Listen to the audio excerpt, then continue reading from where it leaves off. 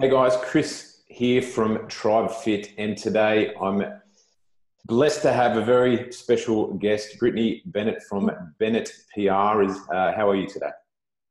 Yeah, good. How are you? Yeah, really good, really good. Guys, we had a bit of a tech, as always happens. We had a couple of tech things before this, so tech hopefully is on our side from here on in. But what I wanted to do is have a bit of an interview with Brittany. She is an absolute superstar in all things PR in numerous industries, numerous spaces, but has done a lot of stuff in fitness as well. Brittany, obviously, I won't try and tell your life story, but I guess anyone listening in on this, could you give us a little bit of a background about, what type of work you do in where, and I guess how that could be relevant to health and fitness experts, etc. Absolutely. So basically, I've been in PR for almost 10 years. And 3 years ago, I started my own company, Bennett PR. And we specialize exclusively in health, fitness, wellness, and lifestyle publicity.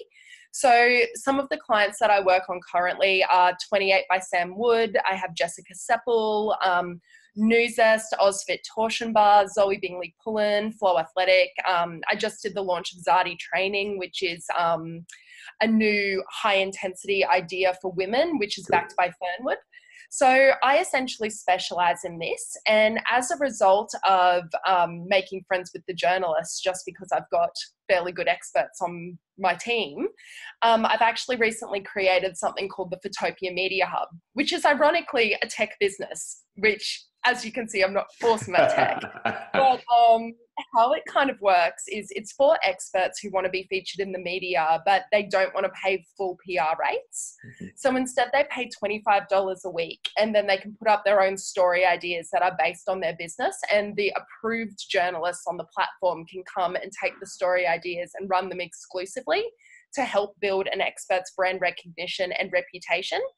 And additionally to that, I also have an online course for PR and marketing on a shoestring budget for health, fitness, wellness, and lifestyle experts.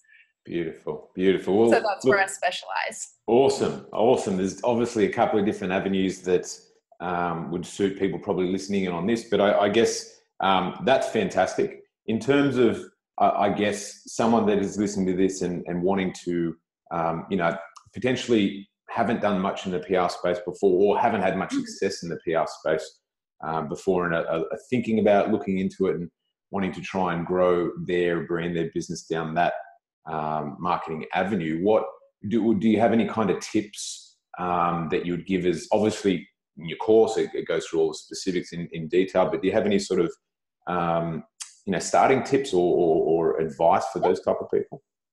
Yeah, absolutely. So the main thing that you need to keep in mind is every time someone comes across you, regardless of whether it's in the media or on Instagram or on Facebook, this may be the first time they are ever seeing you. So you need to make an impact and you need to be memorable. And one of the main ways to do this is to just make sure you give good information. So if you're going to give a story to media, like say you're a personal trainer and you specialize in high intensity training, you might do a story around the one workout you can do that will keep you burning fat for 38 hours post workout, and your whole story will be about that. Now, if the story is just like, do high intensity training, drink water, get some sleep, something like that, it's not really interesting. It's kind of obvious. Like, people are not going to read that and come away with anything. Whereas if you get even if your tips and information is simple, it can be simple. If you've got something unique, that's even better. But if it's simple, back it up with a study or some research or something like that, just so it positions you as a thought leader in the industry. The objective is you want to be seen as better than everyone else. I'm not actually kidding you. I actually had a girl send me back 5 health tips the other day. We had to do a 600-word article for a publication. She gave me 5 words. They were literally drink water, eat your greens, exercise. I'm like, what reader is going to read this and then think of you next time they're thinking of you, Yeah. So the main thing is make sure your tips and advice are interesting. That's the first thing. They can be simple, but if you're telling someone to drink water, it's obvious, but give me a reason why, maybe with some research, or maybe a good way of me getting more into my day, whatever it is. The next thing is make sure when you're pitching yourself to a journalist, I'm a big fan of glance information, and that is that if someone can't read your email in 5 seconds, don't send it. So even if your email is big, break it up with headings, put in dot points, make it really, really easy to digest. The third thing is when I pitch a client into the media, I usually send about 5 story ideas. So the first 2 or 3 will be unique.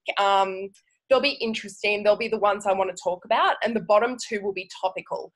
Because at the end of the day, you've got to think of what people will type into Google. So if someone looking for you is going to type in how to lose weight, which I know you probably all hate that, but the truth of the matter is that's what we're going to type into Google. Have it as one of your last 2 tips, because odds are the journalist will go for that. And last of all, when a journalist asks you to provide content, get it to them within 2 days if you can. If it's not going to be 2 days, write to them and tell them when you're going to have it. It's better to be transparent than to say, I'm going to do this, and then don't get back to them in 2 months, because that's how you damage reputations. The main thing to keep in mind is the journalist is very, very important, because they might be there for 20 years. So if you annoy the journalist at Women's Health or Men's Health, you may be out for quite a while. So behave yourself. And finally, editorial is not an ad. So weave your brand in, put in a hyperlink, because the objective, especially if you're online, when someone types your name into Google, you want a whole bunch of credible sources to show up under your name, but you also want to boost your SEO by having links back to your website. So have your hyperlink in there. Don't do too many brand mentions, because if it looks like an ad, they're not going to run it. The idea is that a key opinion leader is endorsing you. Cool. Okay. Well, I've done very small things in the past, from TV to magazines and so on, in the PR space myself. And one thing that I kind of going into it, obviously, the reason why you're going to do PR is like you talked about, is to grow your, like, why are you going to give up your time is to grow your business or get more traffic or get more credibility or whatever it might be.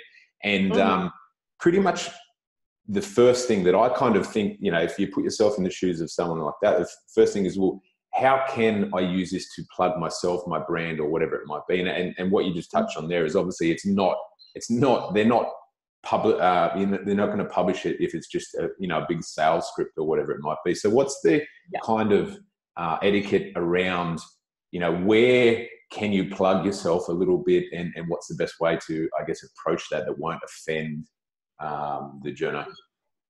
Absolutely. So basically what my specialty is called content marketing. And in content marketing, what the idea is that you want to attract your audience and educate them on what you do through telling them a story around what you do.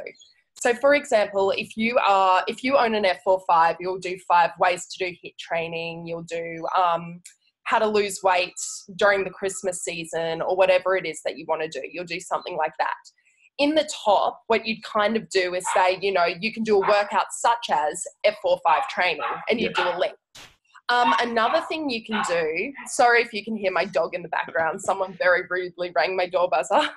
So another thing you can do is, I did the PR for Fiona Tuck, and she's now one of the most publicized nutritionists. She's on TV probably every single week. Beautiful. The thing about her is, her angle is that she's an excellent researcher, and she's very well versed in what's going on in the nutrition world. So every single week she checks all the studies. She has a look at what people are talking about overseas, and she would send me 5 new angles. Like, is charcoal really that good for you? Or is coconut water making you fat? And all things like that. Like, she's tapping into things that are topical that people are talking about, and kind of myth busting them.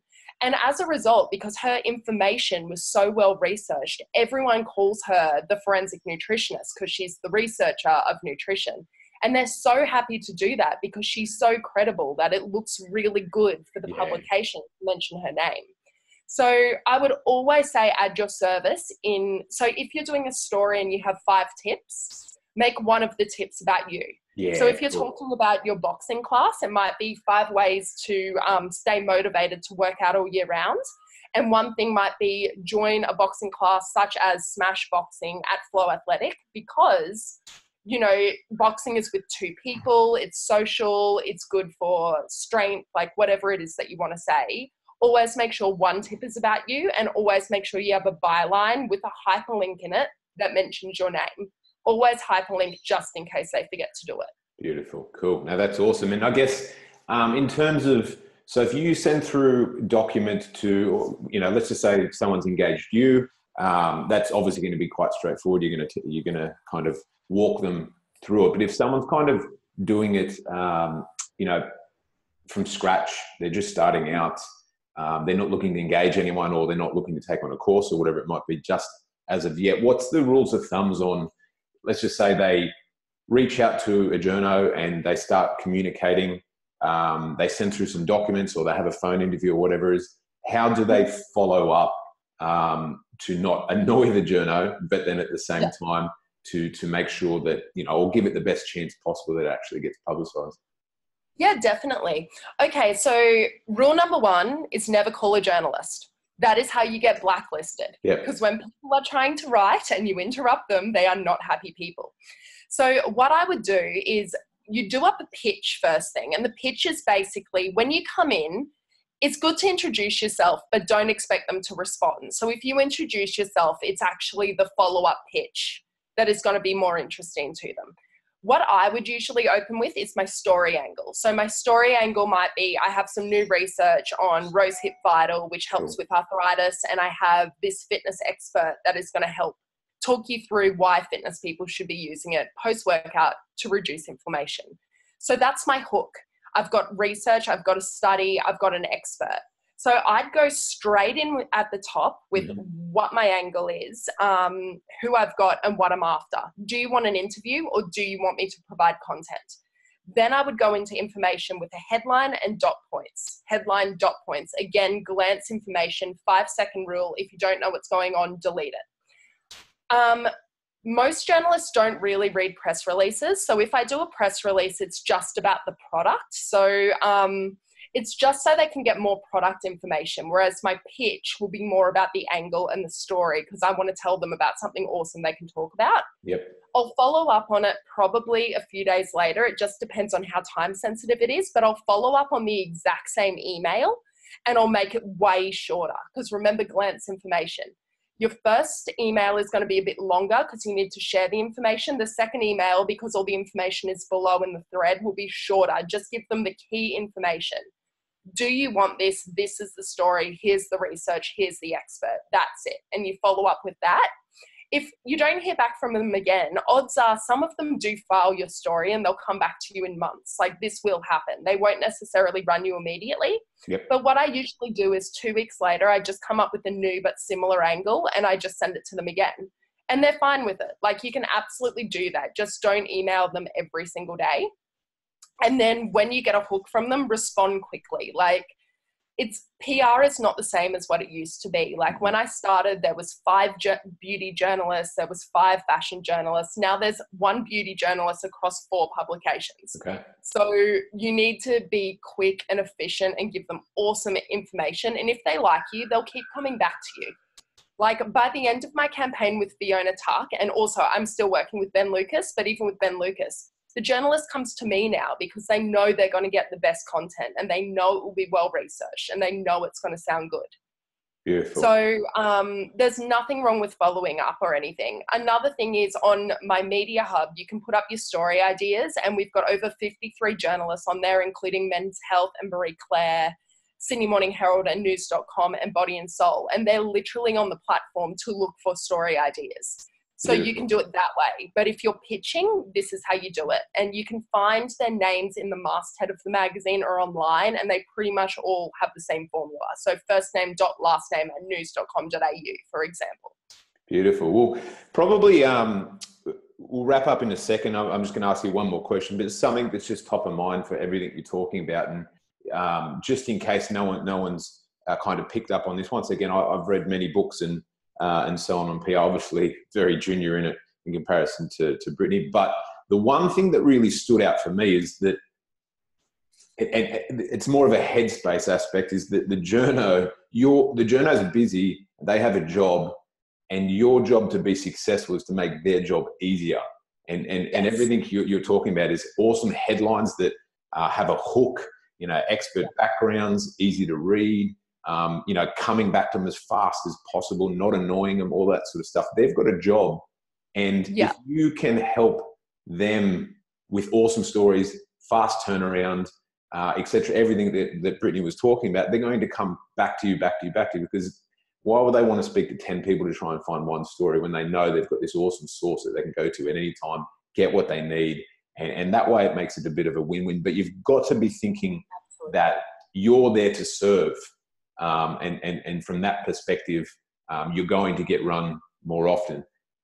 So Absolutely. hopefully, And also for health and fitness, keep in mind case studies. Like if you've got an amazing client who's like middle-aged, who lost 15 kilos in a sustainable way, that's an amazing exclusive story you could give to news or TV.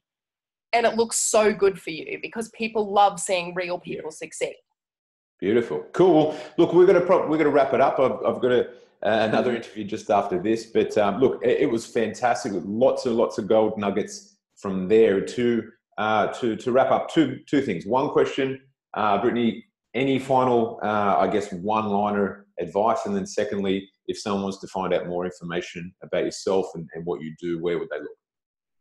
Yeah, absolutely. So I guess my main advice is come up with a really, really good story idea. Be very precise. Well, not necessarily precise, but be very to the point when you email someone. No one wants to read a massive email and then have a little word at the bottom as to what you're actually talking about. They'll probably just delete it. And the whole objective is basically to get another key opinion leader to talk about you. Think of PR as word of mouth on a much larger scale. So you're basically trying to get other people to endorse you. That's basically how it works. To find out more information about me, go to mediahub.fittopia, fittopia.com.au, and the information is there. Or bennettpr.com.au. I have about 1 million websites.